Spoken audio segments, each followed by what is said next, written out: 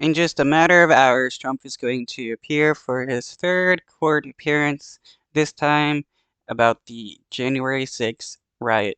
Off the top at noon, Trump in trouble. The former president just hours away from being arraigned for a third time. Trump's team calling this latest indictment an attack on his free speech. He is now facing 4 criminal counts, all having to do with his alleged attempts to overturn the 2020 election, as well as his actions surrounding the January 6th Capitol siege. And our D.C. Bureau Chief Ben Kennedy is kicking off our live team coverage right now. He is in Washington with more. Ben.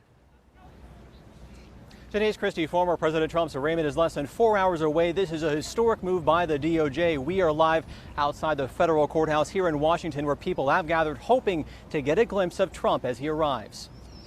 Former President Donald Trump set to appear in a few hours in Washington federal court, facing 4 criminal charges in connection to the January 6th attack on the U.S. Capitol. An unprecedented assault on the seat of American democracy. Smith says Trump knew he lost the election and then lied about it, and it's those lies, he says, fueled the insurrection. We fight like... Yeah, Trump definitely knew that the election wasn't stolen. He had his own team do a study.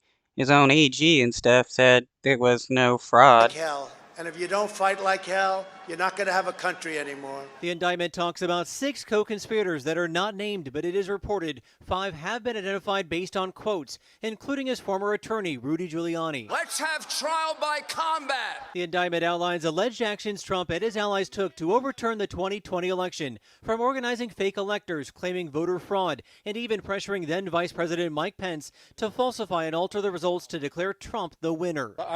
And when he wouldn't, all the people at the Capitol building started chanting, "Hang Mike Pence." I want people to know that I had no right to overturn the election. Impartiality is bedrock. Judge Tanya Chutkan will preside over Trump's criminal case. The nomination is confirmed. Appointed by President Obama in 2013, and for a decade she served at the federal trial court in D.C.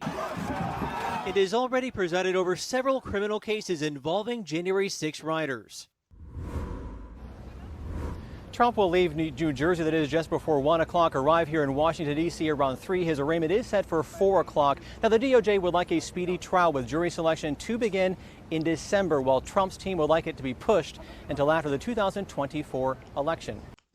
And they want to push it past the 24 election just in case Trump wins, and then the government can't, take to trial a sitting president.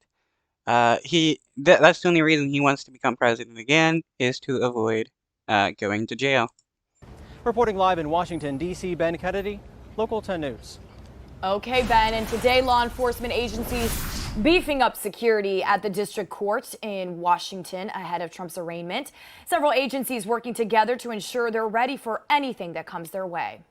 As the former president is set to be arraigned for a historic third time, security measures are underway. Barricades being set up overnight in the nation's capital all around the courthouse. Trump's indictments have sparked concerns about violent protests.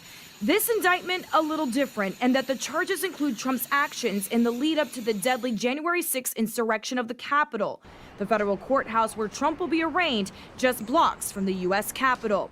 Multiple agencies are assisting with security, including Capitol Police, the U.S. Marshals, and U.S. Secret Service.